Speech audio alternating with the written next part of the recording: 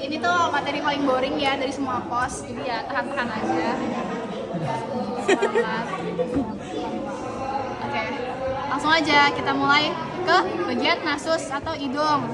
Nah, kalian kan tuh sering dengar tentang plexus Kieselbach. Ada juga temennya namanya plexus Woodruff. Nah, plexus Woodruff ini emang kayak kurang terkenal gitu ya. Nanti kita cari tahu kenapa. Pertama, kita bedain mereka dari beberapa hal. Pertama, dari letaknya sendiri, ini lebih anterior. Oh, ini dia lebih posterior. Berarti kalau misal dia kayak kena trauma ditonjok gitu ya, jadi nanti dia kenanya paling sampai sini doang. Ini tuh nggak kena sebenarnya gitu. Terus dari ukuran, kira-kira menurut kalian yang lebih besar tuh yang ini atau yang ini? Ini. Yang itu ya, yang itu. Nah, ini gambarnya mengecoh ya, walaupun ini lebih banyak, dia tuh pembuluhnya lebih kecil karena dia cabang-cabangnya lagi. Tapi kalau ini dia masih kayak besar, lebih gede. Makanya kalau dia berdarah atau dia ruptur, dia rusak, kalau di depan ini dia keluar darahnya tipis-tipis, karena netes. Kayak netes-netes gitu ya. Oh, nggak ada kursi. Oh iya.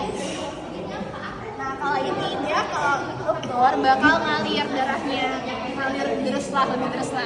Nah, terus kan dia posisinya di belakang ya, sini posterior. Kalau dia turun ke bawah dia bakal kelari. Nah, misalnya dia berdarah, darah itu bisa turun ke sini. Bahkan buat dia tuh lebih gampang daripada ke depan. Makanya nanti dia bisa masuk ke paru-paru terus bikin dia batuk berdarah. Atau kalau dia turun lagi ke bawah, masuk lagi, dia kira-kira bakal kemana nih? Ke paru. Bisa ke trachea terus ke paru. Kalau ke paru bahaya ya dia. Bisa bikin susah nafas gitu.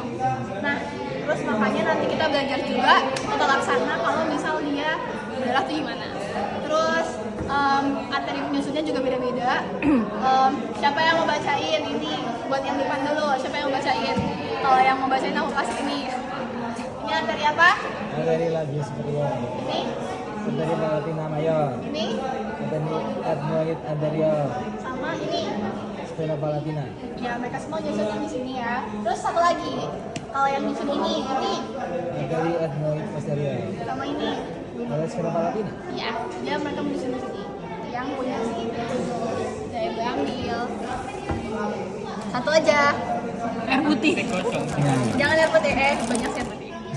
Yang gede ya maksudnya. Nggak apa-apa. Oke, kita yes ya.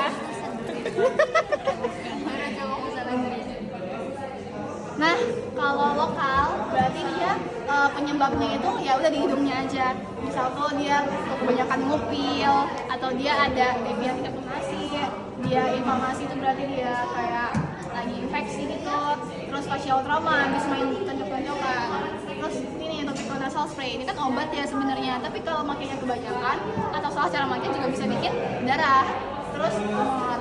Nah, kalau sistemik berarti dia itu lebih gangguannya itu lebih menyeluruh ya, nggak cuma di hidungnya doang, di semua pembuluh darahnya. Misal high blood pressure, tekanan darahnya naik, tekanan darah yang tinggi itu bisa bikin pembuluh darah pecah. Kayak ibaratnya tahu kan balon yang bisa diisi air itu, kalau airnya kebanyakan lama-lama dia pecah kan, sama kayak pembuluh darah kita yang kecil-kecil, makin kecil kan makin tipis. Nah, dan itu gak cuma di hidung, bisa juga di otak. Makanya orang yang tekanan darah tinggi ada resiko stroke gitu. Terus ya masih banyak penyakit lainnya. Dan ini karditis, mereka tuh berhubungan terus ya, karena ya jantung kan nanti pengaruh tekanan darah. Misal jantungnya itu ada sumbetan, jadi mungkin tekanan darahnya juga naik gitu. Terus bleeding disorder misal kayak darahnya susah membeku gitu. Terus kalau faktor malformation, pembuluh darahnya susah memperbaiki diri karena pembuluh darahnya tuh tipis banget gitu. Jadi beda-beda tiap orang. Oh, saya lupa bilang kalau yang anterior ini itu emang gampang banget ruptur ya, apalagi pada anak kecil, karena maksudnya lebih gampang emang pada anak kecil karena dia itu emang lebih tipis gitu jaringan di sininya. Bahkan dia sebenarnya normalnya susah kan. Kenapa? Kan di belakang. Kalau misal dia berdarah berarti apa? Ada kelainan kongenital. Berarti si plexus lumborum mungkin dia terlalu maju atau dia ini lebih tipis daripada pembuluh darah biasa orang-orang normal gitu. Next. Nah, suaraku, maaf ya.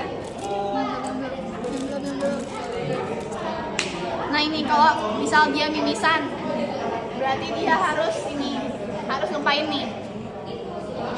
Tujuh. Pinch tip of nose. Dan untuk ke depan biar nggak ngalir ke laring. Terus kalau nggak berhenti juga dia harus bisa dikasih topical nasal spray. Sifatnya vasokonstriktif, berarti dia bakal ngecilin pembuluh darahnya. Nah kalau nggak berhenti gimana? Dia boleh ke rumah sakit biar dikasih ini. Kira-kira namanya apa? Nasal packing. Ya dia nasal tampon juga bisa dibilangnya. Nasal tampon ya lebih dikenalnya. Nah, ya tampon. Kan intinya buat menyerap gitu. Terus saraf-sarafnya kan dia ada yang spesial, ada yang general. Spesial berarti dia apa? Buat darah khusus. Kalau general ya buat semua organ gitu. Nah, kalau yang khususnya berarti dia buat mencium. Nah, khususnya nervus olfaktorius. Nah, yang umumnya dia dibagi lebih banyak lagi. Kalau yang GSA berarti general somatic afferent, berarti dia menerima rangsang apa? Kayak nyeri, panas, tekan. Nah, nervusnya yang otomikus sama maxillaris. Kalau otonom itu dia mengatur yang ini pengeluaran sekretmusnya kayak imusnya gitu-gitu. Nah, dia itu diatur oleh nervus facialis dan maxillaris. Sekarang yang faring. Nah ini ya, faring itu dibagi dua, arterinya ada bagian atas sama bagian bawah. Yang bagian atas dulu, dia berasal dari arteri carotis externa. Ini interna, ini externa. Externa itu mesti ke wajah, interna itu mesti dia bakal ke otak. Terus kalau eksterna nanti dia bakal bercabang jadi arteri maxillaris, dia jadi arteri facialis, terus jadi arteri minimalis sama arteri ini faringea ascendens.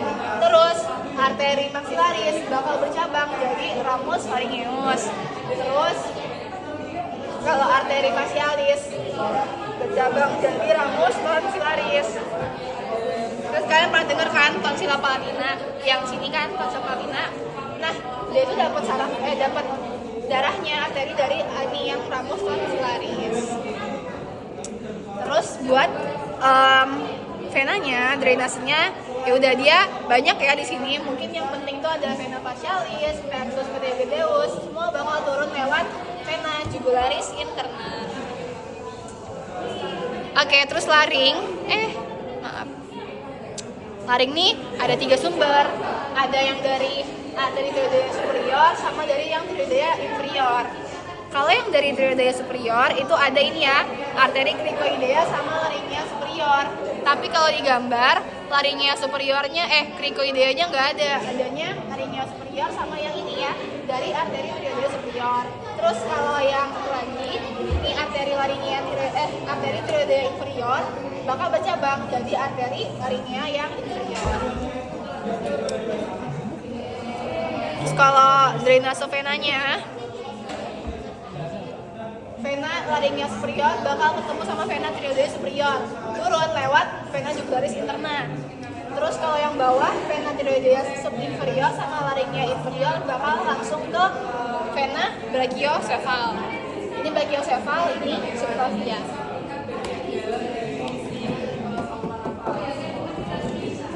Terus inervasinya dia semua kan motorik dari nervus 10 atau nervus vagus, kecuali musculus infothyroideus dia dapat dari nervus laryngeus superius. Terus sensoriknya dibagi 2 juga, ada yang di atas pica vocalis, ada di bawah pica vocalis. Yang di atas ini ya laryngeus superius, yang di bawah yang recurrent.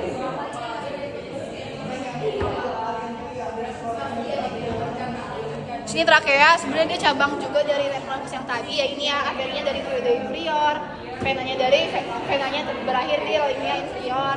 Dari inervasi ini bisa dibaca aja. Nah, bronkus. Jadi bronkus itu nama-nama arterinya disebutnya arteri bronchialis. Nah, arteri bronchialis ini sebenarnya Kalau secara anatomi kan dia sebelahan ya sama esofagus. Ada tindakan medis namanya pemasangan selang NGT. Jadi kalau orang yang nggak bisa masuk makanan dalam gitu, dia pakai selang langsung turun ke gaster, dimasukin nih dari mulut. Nah, tapi misal prosedur pemasangannya itu salah, dia tuh bisa ngelukain arteri-arteri bronkialis yang ada di sini. Kalau luka dia jadi ruptur. Kalau ruptur, darah kan, darahnya masuk ke esofagus. Nah, walaupun darah itu sebenarnya bagian dari tubuh kita, tapi sama esofagus tetap dikenalinya sebagai benda asing. Makanya dia bakal merangsang refleks-refleks batuk yang ada di esofagus, refleks batuk. Sehingga dia bakal ngebatukin darahnya, jadi batuk berdarah. Nah, nama lain dari batuk berdarah itu hemoptysis. Beda juga orang muntah darah yang darahnya tuh udah masuk ke lambung sama yang sebelum lambung. Kalau yang dari esofagus, darahnya itu dia warnanya jernih ya, kayak seger gitu. Makanya sih segar, darahnya merah. Tapi kalau yang udah kena lambung, udah kena HCl, warnanya itu bakal seperti kopi. Makanya warna darah itu bisa banget buat ngebedain sumber pendarahannya.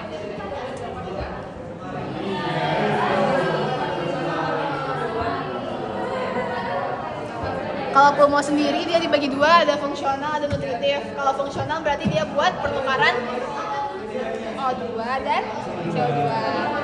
Nutritif buat ya udah buat pulmonya. Nah, arteri pulmonalis dia kayak CO2 atau O2? Ya, dia satu-satunya one and only arteri dengan yang kaya CO2. Kebalik ya, berarti sama yang lain. Karena sebenarnya arti dari arteri itu yang meninggalkan dan vena itu yang menuju. Terus apa kebalik ya?